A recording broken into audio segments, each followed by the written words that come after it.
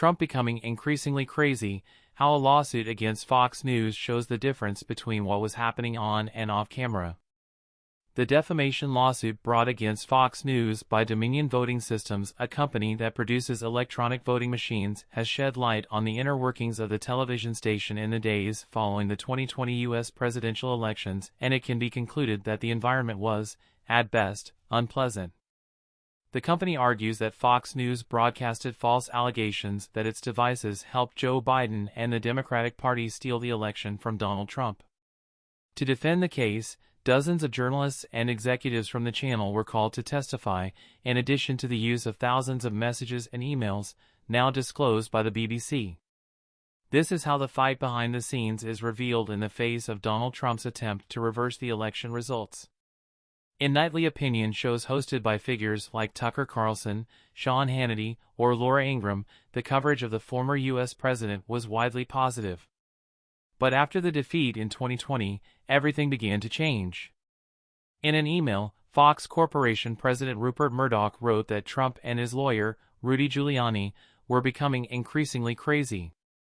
Carlson himself admitted to passionately hating Trump, calling his presidency disastrous and highlighting that all his companies had failed. While Fox News presenters gave Trump and his supporters a platform to question the legitimacy of the election results, many behind the scenes denied the validity of the allegations and lamented the station's coverage of the issue. Murdoch himself told New York Post editor Carl Allen that half of what Trump said was harmful and not true. "It seems insane," Carlson wrote in a message to other nightly presenters about the allegation that Dominion's voting machines stole the election. As Trump's effort to contest the election defeat dragged on, Fox News executives realized that the statements risked a negative reaction from viewers. "We can't make people think we turned against Trump," a producer on Carlson's team wrote in a message to another colleague.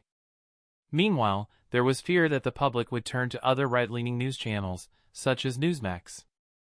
Carlson even said the channel was playing with fire, an alternative that could be devastating.